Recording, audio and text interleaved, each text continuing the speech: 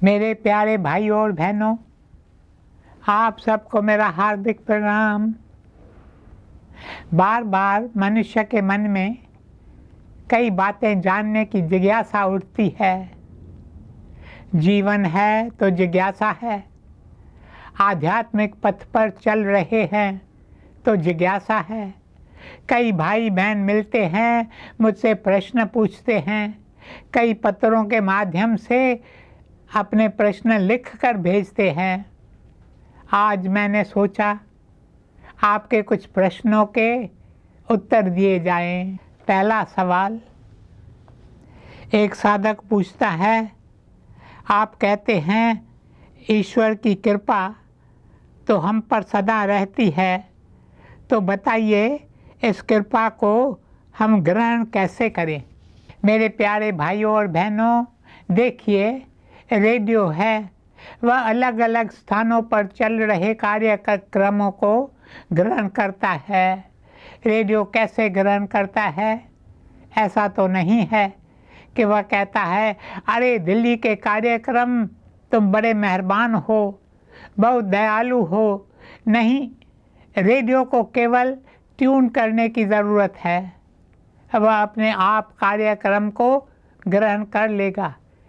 उसी प्रकार हमें भी ट्यून होना है। हम प्रार्थना करते हैं, रोते हैं, किंतु ट्यून नहीं होते।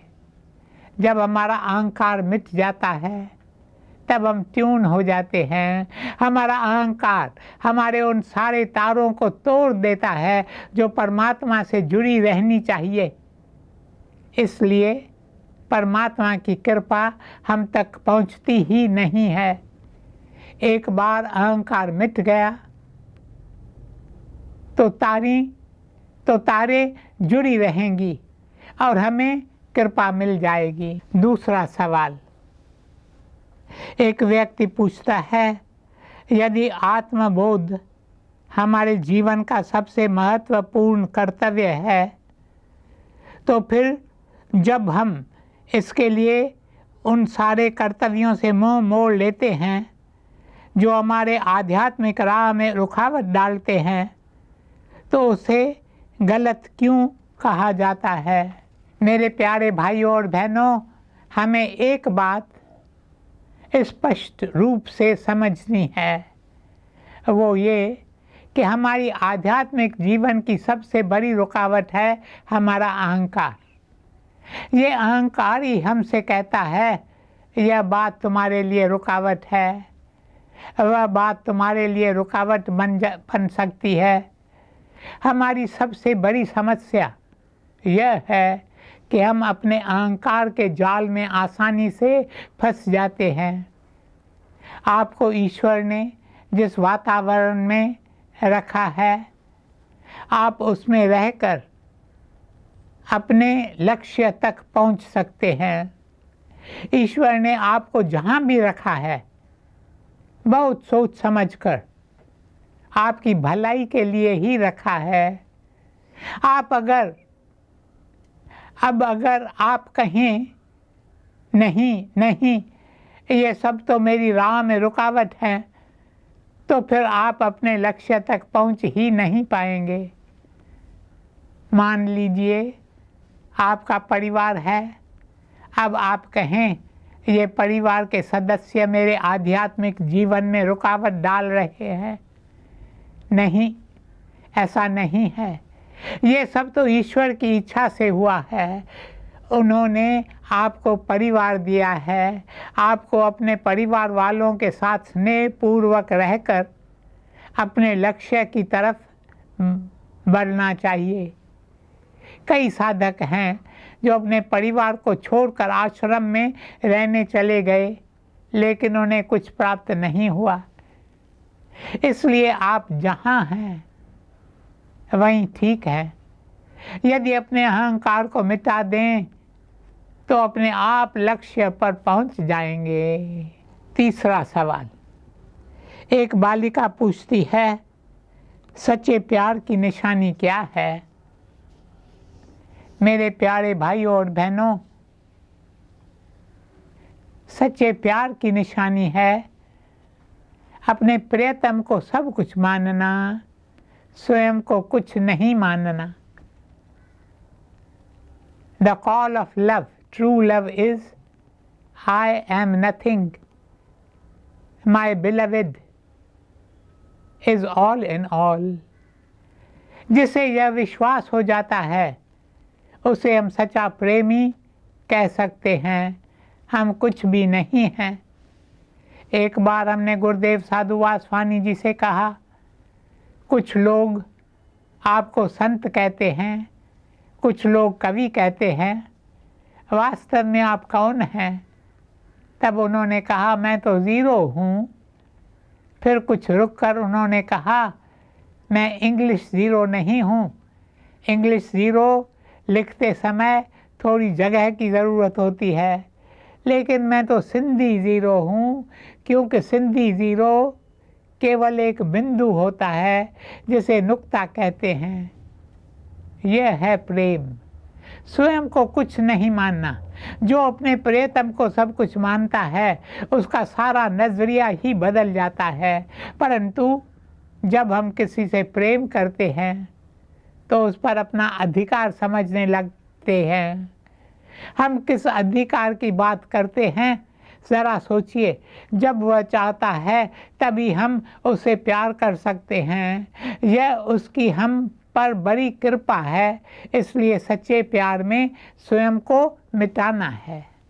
चौथा सवाल, एक महिला पूछती है कि बच्चों को अच्छे संस्कार देना, उन्हें अच्छी शिक्षा देना, उनके लिए सब कुछ अच्छा करना, इसके बावजूद आजकल के बच्चे बड़े होने पर अपने माता पिता से विमुख क्यों रहते हैं? मेरे प्यारे भाइयों और बहनों, मैं समझता हूँ आजकल बच्चे बड़े होकर अपने माता पिता से इसलिए विमुख रहते हैं क्योंकि माता पिता बच्चों पर ध्यान नहीं देते। आजकल बच्चों को जो प्यार मिलना चाहिए वो उन्हें नहीं मिलता। आजकल परिवार में अपनेपन की भावना नहीं है। पिता अपने काम में व्यस्त रहता है। आजकल कई माताएं भी नौकरी करती हैं, इसलिए वे भी बच्चों को समय नहीं दे पाती हैं। नतीजा यह होता है कि बच्चा अपने हिसाब से बढ़ने लगता है। जब हम छोटे थे तब हमारे माता पिता हम पर बहुत ध्यान देते थे। माँ 24 घंटे अपने बच्चों पर ध्यान रखती थी, लेकिन आजकल आर्थिक स्थिति को देखते हुए माँ को काम पर जाना पड़ता है। आजकल सबको सुख सुविधाओं की चीज़ें चाहिए, सबको बहुत पैसा चाहिए। इतने पैसे का आप क्या करेंगे? एक अवसर पर गुरुदेव साधु वासवानी जी ने कहा, आप धन इकट्ठा करने के चक्कर में अपने कीमती खजाने को भूल गए हैं। आपका कीमती खजाना है आपके बच्चे। यही कारण है कि आज के युग में बच्चे जेनरेशन गैप की बात करते हैं। हमारे दिनों में हम तो जानते भी नहीं थे कि जेनरेशन गैप किस चिड़िया का नाम है। पांचवा सवाल, एक साधक पूछता है, हम कई बार मौन रखते हैं, ये तो हुआ जुबान का मौन, लेकिन बताइए दिल का मौन कैसे हो? मेरे प्यारे भाइयों और बहनों, दिल का मौन तभी होगा जब हमारा दिल व्रत रखेगा। मौन एक तरह का व्रत ही है। एक व्रत होता है शरीर का व्रत। कई लोग कहते हैं ना, आज मैंने सोमवार का व्रत रखा है, या कहते हैं आज मैंने संतोषी माँ का व्रत रखा है। दूसरा होता है दिल का व्रत। दिल के व्रत का अर्थ है तृष्णाओं से दूर रहना। तृष्णाएं हैं जो बढ़ती जा रही हैं। सोमवार का व्रत तो रख लिया, पर जब व्रत तोड़ने का समय आएगा तो कहेंगे मैं ये खाऊंगा, वो खाऊंगा, आइसक्रीम खाऊंगा। अब इसे व्रत नहीं कहेंगे। सच्चा व्रत है मन का व्रत। जब मन का व्रत रखोगे तो उससे दिल का मौन होगा, नहीं तो तब तक दिल फटा के जलाता रहता है। छठा सवाल, एक व्यक्ति पूछता है, आजकल कई लोग वास्तुशास्त्र को बहुत महत्व देने लगे हैं। जिन मकानों का प्रवेश द्वार दक्षिण दिशा में खुलता है, लोग उन्हें खरीदने के लिए तैयार नहीं होते। यदि जो लोग ऐसे मकान में पहले से ही रहते हों तो उन्हें क्या करना चाहिए? मेरे प्यारे भाइयों और बहनों, उन्हें उसी मकान में रहना चाहिए। उन्हें इन सब बातों पर ध्यान नहीं देना चाहिए। ये सब कहने की बातें हैं। वैसे भी जो होना है वो होकर ही रहता है।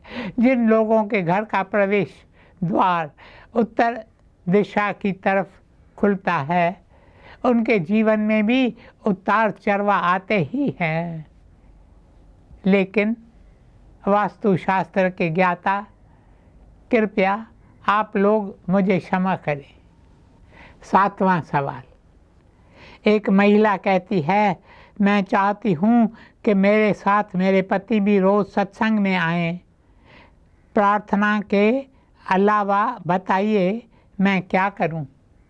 इसके लिए मैं समझता हूँ आपको अपने पति को सत्संग में आने के लिए ज़ोर ज़बरदस्ती नहीं करना चाहिए, बस प्रार्थना करती रहो।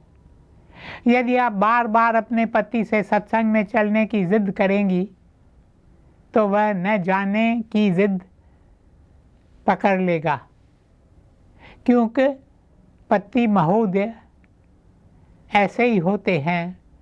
उन्हें जो बात करने को कहो उसे तो वे बिल्कुल ही नहीं करेंगे।